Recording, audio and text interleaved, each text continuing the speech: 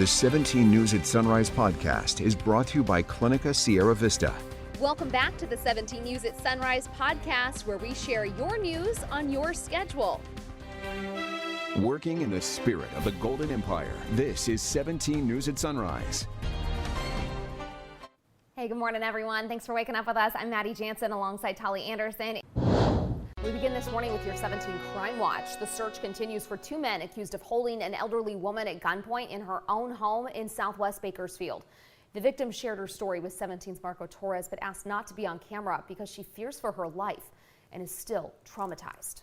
The woman who was held at gunpoint last Thursday night says for what felt like dozens of long minutes, the barrel of a gun was just inches in front of her face. The woman told me the invaders broke into her home through the garage door. She went to investigate the noise in the other room and was abruptly met with a gun just a couple of inches from her face. She says the man wearing a ski mask shouted at her to not move and then later to get on the ground. She says another person ransacked her home until they found her jewelry box and money. The woman told me she thought she was going to be killed on the floor of her own home after the invaders found what they wanted, but instead, they ran. The woman was physically unharmed. Bakersfield police arrived minutes after her desperate 911 call. She's a wonderful lady, a wonderful neighbor.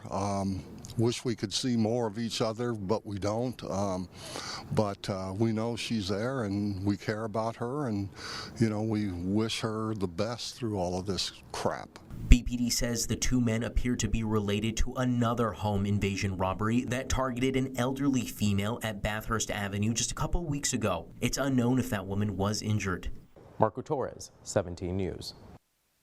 Meantime, a counselor employed by Wasco Union Elementary School District was arrested yesterday on suspicion of molesting a teen girl. The Kern County Sheriff's Office confirms that 37-year-old Jose Solis was taken into custody at Thomas Jefferson Middle School. He's facing charges of committing lewd or lascivious acts with a minor, sexual battery, and annoying or molesting a child. The Kern County Sheriff's Office says the crimes happened in May and the victim was 14 years old. Superintendent Kelly Richards tells 17 News Solis has been placed on paid administrative leave. He did not disclose what Solis is currently working with, how long he had worked for the district, or if the alleged victim was a student. New this morning, Defense Secretary Lloyd Austin is visiting South Korea as it faces a growing threat from North Korea. Secretary Austin met with South Korean Defense Minister Lee Jong-sup upon his arrival. He is in the country for talks as Washington seeks to reassure a key Asian ally over its nuclear commitment. Austin and Lee are hoping to develop plans for a discussion-based tabletop exercise taking place in the U.S. next month and tackling the scenario in which Pyongyang would deploy nuclear weapons. Now, according to officials, the two men will examine cooperation with Japan and real-time missile data sharing among the three allies. They are also expected to discuss military support for Ukraine as the U.S. steps up to aid and provide battle tanks to Kyiv. Making news around the nation, calls for justice continue days after video was released showing Memphis police officers beating Tyre Nichols to death. More law enforcement officers and emergency responders are being disciplined. Lawmakers feeling the pressure to pass police reform. NBC's Bree Jackson is in Washington with the latest. What do we want? Justice! When do we want it? Now! As calls for justice for Tyre Nichols grow, so does the number of people being held responsible in connection with his death. The Memphis Fire Department firing 3 EMTs who responded to the deadly beating, citing an internal investigation. 2 more Memphis police officers were also relieved of their duties. That's in addition to the 5 now fired officers facing charges related to the 29-year-old's death. I feel like my son was sacrificed for the greater good. The Nichols family urging Congress to pass the George Floyd Justice and Policing Act. President Biden echoing that sentiment. I think we should do it right now. Renewing talks about police reform on Capitol Hill. We owe it to all of the families who have lost loved ones in these horrible acts of brutality. Senator Tim Scott, the lead GOP negotiator, pleading with lawmakers to put differences aside and compromise. Not as an issue of Republicans versus Democrats, but as good people standing in the gap, elected to do a job that we all ran to do. Others recognize new legislation is unlikely in a divided Congress, leaving some senators to stress measures already passed that focus on de-escalation training. Use of force should only come into play when absolutely necessary. Mourners nationwide say Congress must do something to prevent another family from losing a loved one at the hands of law enforcement. And Tyre Nichols' funeral is set for Wednesday, and several White House officials are scheduled to attend. In Washington, I'm Bree Jackson for NBC News. The driver of the Tesla that careened off a cliff near San Francisco earlier this month has been charged with attempted murder of his wife and 2 children. Dr. Damesh Patel, a radiologist from Pasadena, faces 3 counts of attempted murder with enhancements for great bodily injury and domestic violence, after authorities say he intentionally drove his family vehicle off a 250-foot cliff with his wife and young children inside. Dr. Patel's wife is still recovering in the hospital, but both of his children have already been released. 5:14 is your time now. This morning we have the latest on the massacre of 6 people in the small town of Goshen in Tulare County. The Tulare sheriff calling on Governor Gavin Newsom to impose stricter penalties on the gunman responsible, despite the fact that no one's been arrested yet. Esteban Reynoso has the latest from our sister station in Fresno. I don't want to say anything that would jeopardize not bringing these baby killers to justice. Tulare County Sheriff Mike Boudreau is confident authorities will find the suspects in the shooting and arrest them. This should be a death penalty case. But the sheriff is now calling on the governor to help bring down a harsher sentence than life in prison without the possibility of parole. I would like him to lift the ban on the death penalty in cases where small children are murdered. We tried reaching out to the governor's office for a response. They sent us this press release from March of 2019 when the governor issued the death penalty pause. They did not give us anything from today. As you can see in the mapping system, it shows the corridors up and down the state of California outlined in red.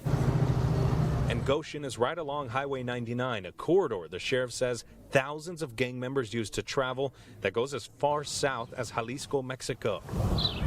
Meanwhile, a growing vigil of flowers and candles continues to grow next to traffic cones that still blocks off the street where the shooting happened 2 weeks ago. Baby Nicholas was taken into foster care just 3 days after his birth. Alyssa wasn't able to provide sufficient care. January 13th, at which time she did receive full custody and care of Nicholas under the supervision of Child Welfare Services.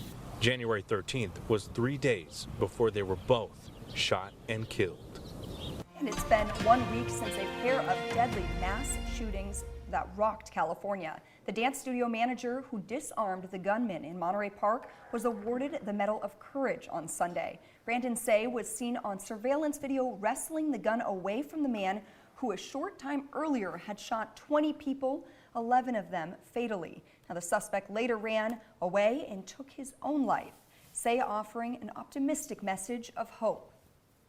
The start of the new year has been extremely difficult, but we have the rest of the year to spread compassion and build back our community.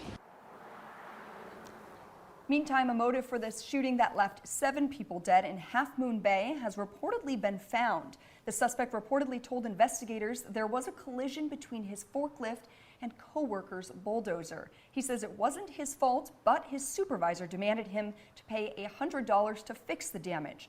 1 week ago, he reportedly shot his boss and co-worker, then continued on with others. He also claimed he was bullied and worked long hours, and his complaints were ignored. As Bakersfield Congressman and Speaker of the House Kevin McCarthy prepares to meet with President Biden this week, new poll numbers from NBC News are shedding light on the public's view of Republican priorities and McCarthy himself. The White House says this meeting between President Biden and Speaker McCarthy will be about a number of topics, but we know the debt limit is the top priority for McCarthy. He wants an agreement to cut government spending before a debt limit increase, while the White House says the debt ceiling needs to be raised without conditions. This meeting comes as an NBC News poll found 54% of respondents say congressional Republicans will be too inflexible in working with Biden, compared to 45% who say Biden will be too inflexible with the GOP. McCarthy and House Republicans' pledge to slash spending has sparked questions about what would be cut. Now, according to the NBC poll, only 31% support cuts to the defense budget, and McCarthy on CBS this weekend emphasized cutting Social Security and Medicare programs was off the table, but was less resolved when it came to defense. I want to make sure we're protected in our defense spending, but I want to make sure it's effective and efficient. I want to look at every single dollar we're spending, no matter where it's being spent. I want to eliminate waste wherever it is. The NBC poll also asked respondents their perception of McCarthy specifically. This month, 5% of respondents said they have a very positive view on McCarthy compared to 24% who say they have a very negative view.